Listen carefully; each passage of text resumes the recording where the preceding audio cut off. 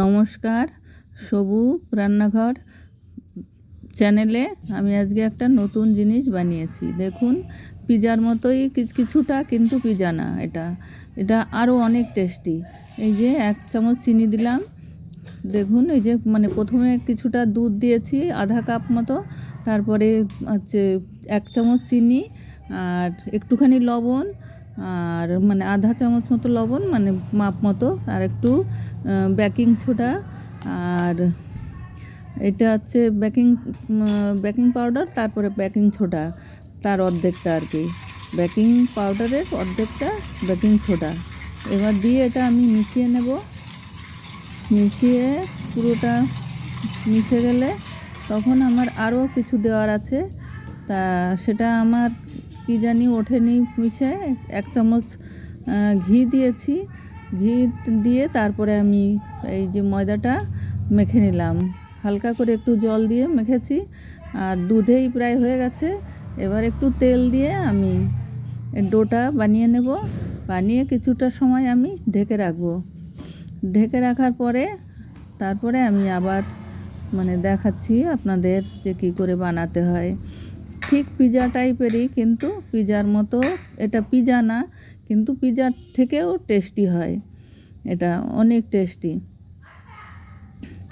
এবার এটা ডোটা আমি এই যে একটু এতে ঘি, সাদা তেল সবই দিয়েছি।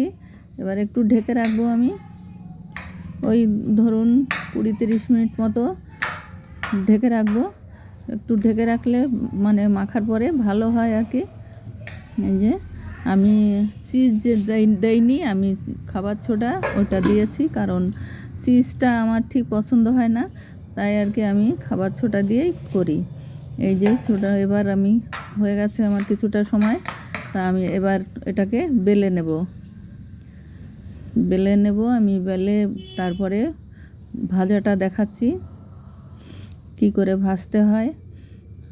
খুবই টেস্টি, আপনারা একবার খেয়ে দেখবেন, তখন মনে হবে যে পিজা খাবো না, আমি এটাই খাবো। পিজার থেকেও অনেক টেস্টি হয়। এবার আমি এটা বেলনিতে করে বেলে নেবো আস্তে আস্তে, কারণ এই ডোটা তো নরম হয় একটু, তাই একটু হাত দিয়ে আগে চেপে নিতে হবে। চেপে নিয়ে হালকা করে একটু বেলে নিতে হবে। একটু ময়দার গুঁড়ি দিয়ে তারপরে বেলতে হবে, না হলে চাটুতে লেগে যাবে। তাই আমি একটু ময়দা দিয়ে দিলাম আগে। ময়দা দিয়ে তারপরে আমি ওটাকে এপাশ ওপাশ করে হাত দিয়ে আগে একটুখানি বেলার মতো করে আগে চাপটা করে নেব। দেখুন এইভাবে, কারণ ডোটা তো নরম রাখতে হয়। শক্ত হলে ওটা শক্ত হয়ে যাবে, খেতে ভালো লাগবে না, তাই নরম করে করতে হবে এটা। এবার হালকা করে একটুখানি বেলনি দিয়ে আমি বেলে নেব।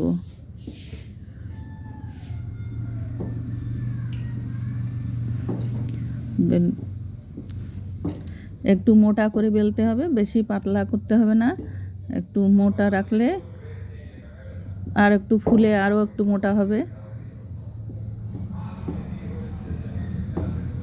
এই যে দেখুন, আর বেশি বড় করব না আমি। এই যে দেখুন, এই যে এরকম করে একটু মোটা করে বেলতে হবে।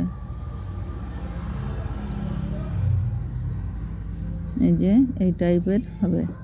এবার আমি এটা শুধু তাওয়াই আমি আগে দিয়ে এপাশ ওপাশ আর একটু এই যে ছিদ্র করে নিতে হবে কাঁটা চামচ দিয়ে, তাহলে ওর ভিতরে সস টসগুলো ঢুকে যাবে।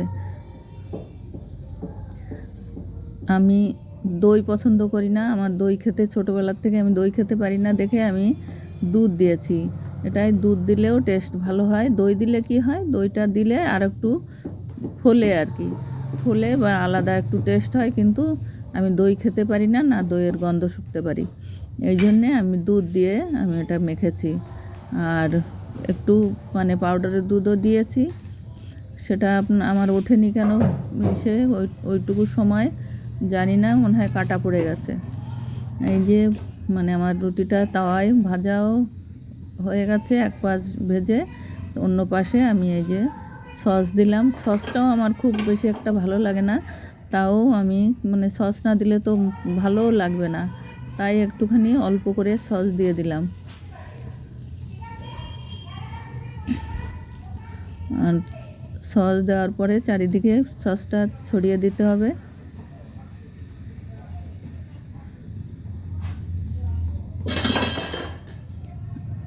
এবার আমি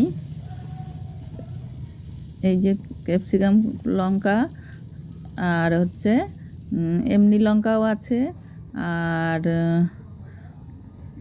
একটু মানে খেজুর, যেটা ওই যে মিষ্টি খেজুর থাকে, একটু খেজুর দিয়েছি, আর একটা কাঁচা লঙ্কা, শুধু একটা কাঁচা লঙ্কা দিয়েছি দেখুন। তারপরে আমি সাদা যে সসটা হয় ওটা দিয়ে দেবো পরে, আগে এগুলো সাজিয়ে নিই। আর কাঁচা পেঁয়াজ আছে একটা, পেঁয়াজও দিতে হয়। প্রায় পিজার মতোই, কিন্তু টমেটোটা দেইনি আমি। টমেটো দিতে হয়, কিন্তু টমেটোটা মানে সত্যি কথা কি, আমার টমেটোটা আজকেই ফুরিয়ে গেছে। আমার বৌমা রান্না করেছে, আমি জানি না। এবার আমি বানাতে যেয়ে দেখি যে টমেটো নেই, তার জন্য টমেটোটা দিতে পারিনি। টমেটো দিলে দেখতেও ভালো লাগে, খেতেও ভালো লাগে, কিন্তু টমেটো ছিল না আর কি, তাই আমি টমেটো ছাড়াই বানিয়েছি, কিন্তু অনেক টেস্টি হয়েছে। এত টেস্টি হয়েছে, আপনারা এরকম করে বানিয়ে একবার খেয়ে দেখবেন, মনে হবে যে আমি পিজা খাবোই না, পিজার থেকে অনেক টেস্ট বেশি হয়। এই যে খেজুরগুলো আমি কেটে বীজগুলো ছাড়িয়ে আমি সরু সরু করে কেটে রেখেছিলাম, এবার ওই খেজুরটা দিয়ে দিচ্ছি। মানে খেজুরটা দিলে একটু মিষ্টি মিষ্টি ভাব লাগে, অনেক সুন্দর টেস্টি হয়, খুব ভালো লাগে। এই আমি টমেটো দেইনি, কিন্তু এই খেজুরটা, এতে খেজুরটা দিতে হয় আর কি, খেজুরটা দিলে খুবই ভালো লাগে, তাই আমি খেজুরটা দিয়ে দিলাম।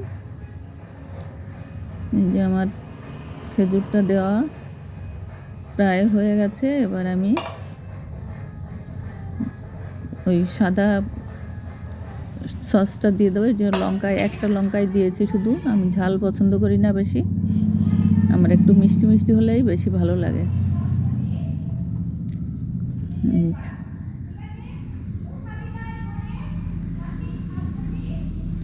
আমার এটা বানানো সস, ওই জন্য একটু পাতলা হয়ে গেছে, কিন্তু কোনো অসুবিধা নেই। এবার ঢেকে দেব, ঢেকে দিয়ে কিছুটা সময় রেখে এই যে আমি এবার একবার উল্টেও দিয়েছিলাম, দেখুন কত সুন্দর হয়েছে দেখতে, দুপাশ ভাজা হয়ে গেছে, এবার অনেক সুন্দর হয়েছে। এবার নামিয়ে নিলাম, আর ভাজা লাগবে না। এবার এটা কেটে আমি একটুখানি খেয়েও দেখলাম, এত টেস্টি হয়েছে, মানে আপনার এটা খেতে, আপনার একবার খেলে মনে হবে যে আমি পিজা খাবোই না, এটাই ভালো লাগছে। এতে আমি কোনো চিজ দেইনি, এমনি সাদা সসটা দিয়েছি, ওর ভিতরে আমি একটু গুঁড়ো দুধ দিয়েছি, তাতেই আমার এত টেস্টি হয়েছে, মানে কি বলবো টেস্টি, মানে খেতে মনে হচ্ছে যে এটা আমি প্রত্যেক দিন রুটির জায়গায় এটাই বানিয়ে খাবো।